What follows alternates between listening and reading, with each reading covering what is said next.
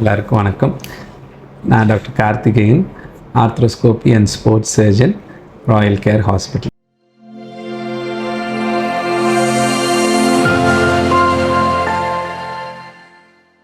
இன்றைக்கி நம்ம என்ன பார்க்க போகிறோம்னு பார்த்தீங்கன்னா, முட்டியில் ரொம்ப ஒரு காமனான ஒரு டயக்னோசிஸ் அல்லது ஒரு ப்ராப்ளம், இந்த ஆன்டீரியர் நீ பெயின் சிண்ட்ரோம் அப்படின்னு சொல்லுவோம். என்னன்னு பார்த்தீங்கன்னா, இந்த முழங்கால் முட்டிக்கு முன்பகுதியில் ஏற்படக்கூடிய வலியை தான் ஆன்டீரியர் நீ பெயின் சிண்ட்ரோம்னு சொல்லுவோம்.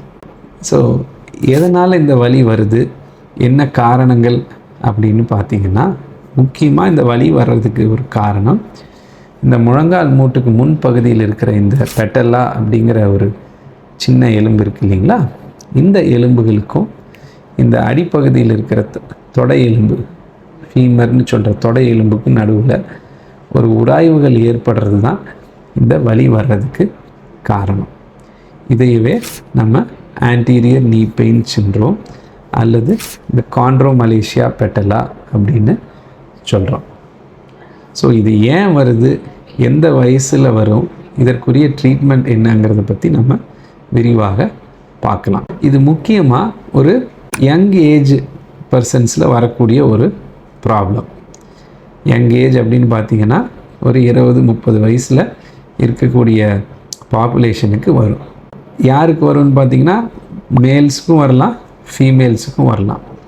ஸோ ஃபீமேல்ஸில் எப்போ இது வரும் அப்படின்னு பார்த்திங்கன்னா, காமனாக பார்த்திங்கன்னா ஒரு சடன் இன்க்ரீஸ் இன் ஒரு வெயிட் கெயின் எப்போ இருக்கும், டெலிவரி சமயத்தில். ஸோ ப்ரெக்னன்சியில் ஒரு வெயிட் கெயின் ஆகும்போது அந்த முட்டியில் ஸ்ட்ரெயின் அதிகமாகும். ஸோ அப்போது இந்த எலும்புகளுக்கு நடுவில் ஒரு உராய்வுகள் வர ஆரம்பிக்கும்.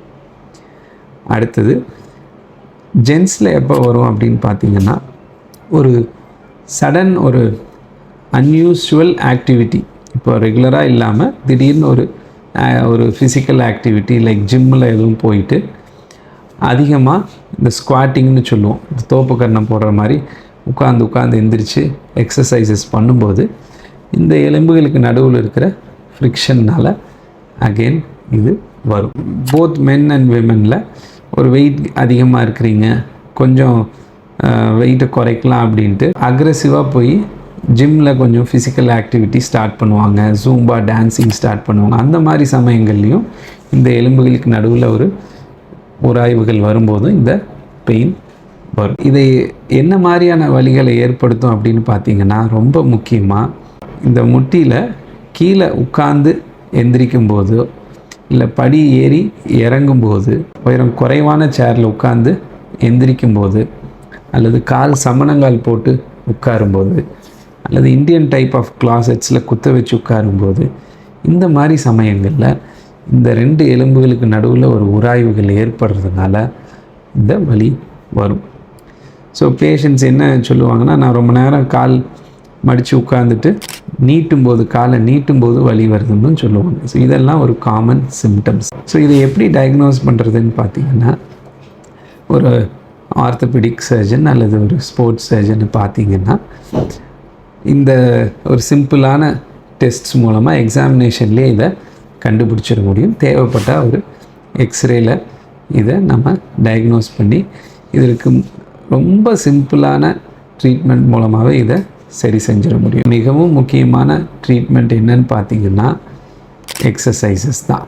எக்ஸசைசஸ்னால் என்ன மாதிரியான எக்ஸசைசஸ்ன்னு பார்த்தீங்கன்னா, இந்த தொடைக்கு முன்பகுதியில் இருக்கிற தசைகளை பலப்படுத்தக்கூடிய எக்ஸசைசஸ் நம்ம செய்கிற மூலமாக இந்த 2 எலும்புகளுக்கு நடுவில் இருக்கிற உராய்வுகளை நம்ம தடுத்துக்க முடியும்.